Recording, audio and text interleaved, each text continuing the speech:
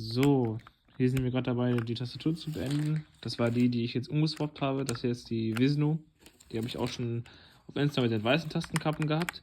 Ziemlich geil. Ja, kommt noch im Anschluss ein Soundtest-Video, wenn wir alles fertig haben.